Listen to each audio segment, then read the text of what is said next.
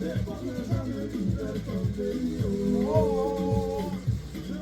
libérez mon pays, oh. Libérez mon pays, oh. Libérez mon pays, oh.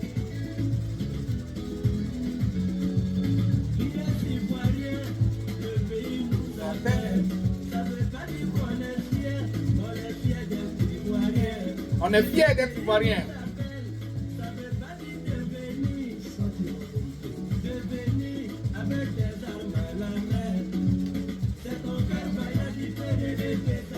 Libérez mon pays, oh. Libérez mon pays, oh.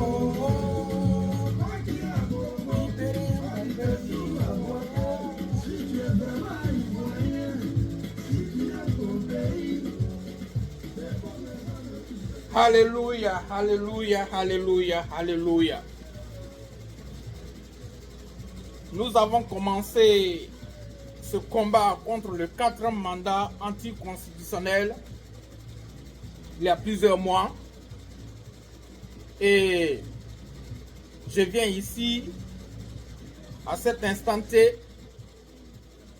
manifester mon soutien, manifester ma joie, manifester ma reconnaissance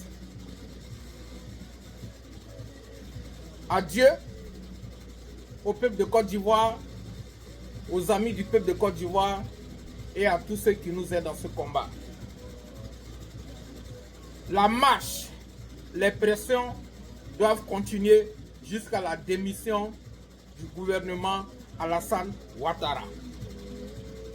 Je viens ici pour lancer un message assez clair pour l'opposition. D'abord, je m'adresse à la jeunesse.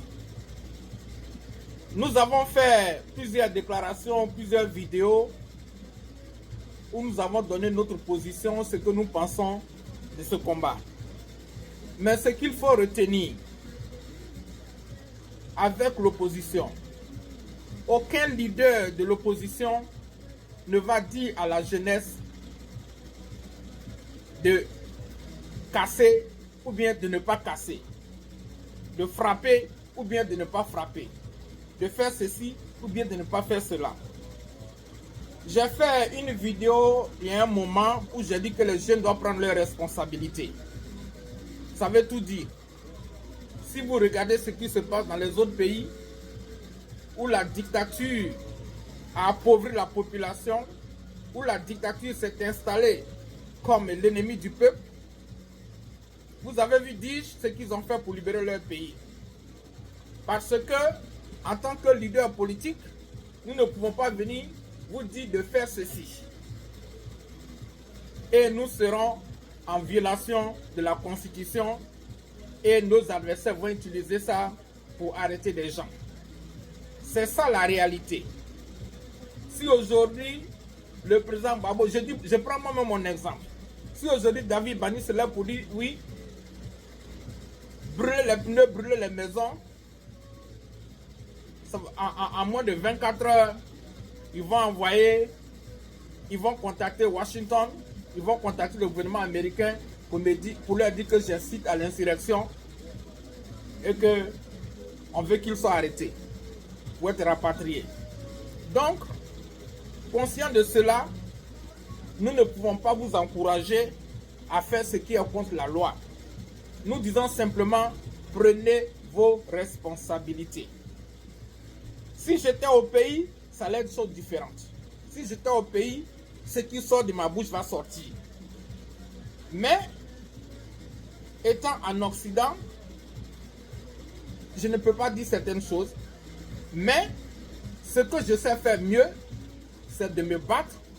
Et, sous cet angle-là, nous avons déjà gagné une grande partie du combat.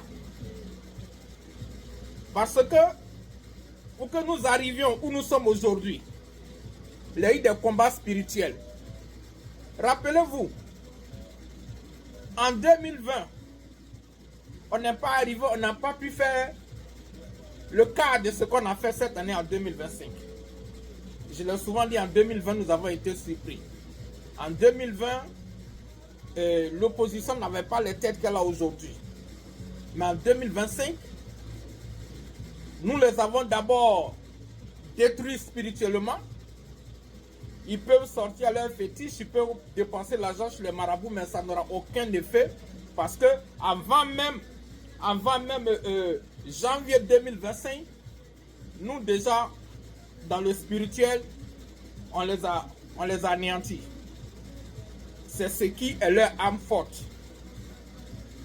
À côté de ça, sur le plan diplomatique, nous sommes aujourd'hui le 12 octobre, le 13 octobre, bientôt, dans quelques heures, il va être le 13 octobre. Le 13 octobre, moi où je parle, nous allons faire quelques manifestations juste pour amuser la galerie et pour maintenir l'ambiance, pour maintenir le flambeau. Sinon, le travail est déjà fait. Le travail au niveau de l'Occident est déjà fait depuis longtemps. Parce que nous n'avons pas entendu la dernière minute pour agir. Donc, ceci pour dire que quand vous marchez à Abidjan, là, nous sommes avec vous. Quand vous marchez à Djokwe, nous sommes avec vous. Quand vous marchez à Korogo, nous sommes avec vous. Quand vous marchez à Boaké, nous sommes avec vous. Quand vous marchez à Issia et à Daloa, à Gagnoa, à Boisflé, à Soubré, à Dabou, nous sommes avec vous n'importe où vous êtes pour prendre vos responsabilités. Et je viens apporter mon accord à ce que certaines personnes ont dit. En ce sens que tout le monde n'a pas besoin de se retrouver dans un seul coin. Ceux qui sont à Abidjan, à Yopougon, se retrouvent à Yopougon. Ceux qui sont à Cocody se retrouvent à Cocody. Ceux qui sont à Djokwe se retrouvent à Djokwe. Ceux qui sont à Daloa se trouvent à Daloa. Parce que souvenez-vous, quand les rebelles ont attaqué la Côte d'Ivoire le 10 mai, le 11 avril, ils ont attaqué la Côte d'Ivoire le même jour, le même moment, dans différents coins. Donc, on n'a qu'à tirer le son de leurs livres. On n'a qu'à faire comme eux. Que les manifestants pacifiquement prennent les rues dans toutes les villes du pays. Comme ça, on va voir où ils vont enlever les forces pour aller empêcher les gens d'agir ou bien de se manifester. Donc, pour ne pas me répéter, je le souligne encore, nous n'avons pas le droit, en tant que leader politique, de vous dire ce qu'il faut faire, ce qu'il ne faut pas faire. Prenez vos responsabilités. Et je vais partager, avant de terminer, une petite anecdote, qui est une histoire vraie d'ailleurs. Je venais d'arriver aux États-Unis et je travaillais après les cours, après les études. Je partais à l'école à 9h, je descends à 16h. Et puis à 16h, je partais délivrer les pizzas dans un restaurant. De 16h à 21h, 22h, quand je rentre, puis j'étudie pour repartir à l'école le lendemain. Donc dans le restaurant de pizza, je délivrais les pizzas. Donc, dans ce restaurant, puisque on fait les commandes pour faire les deliveries, il y avait un téléphone qui était toujours en panne. La compagnie de téléphone vient et c'est des ingénieurs qui viennent. Hein. La compagnie, avant les ingénieurs viennent, on répare les téléphones. 2 semaines, 1 mois encore, ça se gâte. Et ça se répétait tous les 2 mois, tous les 3 mois, le téléphone se gâte. Et quand on les répare comme ça, mais c'est de l'argent parce que ce sont des ingénieurs qui se déplacent. Donc un jour, l'ingénieur qui est venu, il a dit au manager du restaurant, il dit, je vais vous dire quelque chose que je ne dois pas vous dire. Mais si vous voulez qu'on ne vienne plus réparer ce téléphone, si vous ne voulez plus que ce téléphone-là, il soit réparé, parce qu'il va être toujours réparé, mais cassez-le, gâtez-le complètement, sinon ils ne vont pas le remplacer. Et c'est ainsi que, après quelque temps, le téléphone là, je ne sais pas qui l'a gâté, mais qui l'a cassé, et il a été remplacé. Sinon, on allait continuer à le réparer. Donc ce que je veux dire ici, cette marche que nous avons commencé, il faut aller jusqu'au bout, sans s'arrêter. Et il n'y a plus de dialogue à ce moment précis. Le 4e mandat est anticonstitutionnel. Le gouvernement Ouattara doit démissionner. Et il n'y a personne derrière ce gouvernement. Ce gouvernement, il n'y a personne derrière lui. À part ces éléments qui sont à Abidjan, bien qu'ils soient au pays là, il n'y a personne derrière ce gouvernement. La France n'est pas derrière ce gouvernement. Les États-Unis ne sont pas derrière ce gouvernement. Les Nations Unies ne sont pas derrière ce gouvernement. D'ailleurs, la CPI attend juste à côté pour récupérer certains parmi eux. Donc, haut les cœurs, marchons pour libérer notre pays. La victoire est proche. Et, comme je l'ai dit, Dieu est dans ce combat. La main de Dieu est dans ce combat. Sinon, on ne serait pas arrivé où on est aujourd'hui. Alors, les cœurs ensemble, Dieu bénisse la Côte d'Ivoire. Que tous ceux qui vont marcher, je les couvre dans le sang de Jésus. Et nous invitons nos parents, nos amis, à soutenir ce combat pour qu'enfin la Côte d'Ivoire voit le jour, la vraie Côte d'Ivoire voit le jour. Dieu vous bénisse. Libérez mon pays, oh. La famille Ouattara doit libérer la Côte d'Ivoire. La famille Ouattara doit libérer la Côte d'Ivoire. Ils se sont suffisamment enrichis.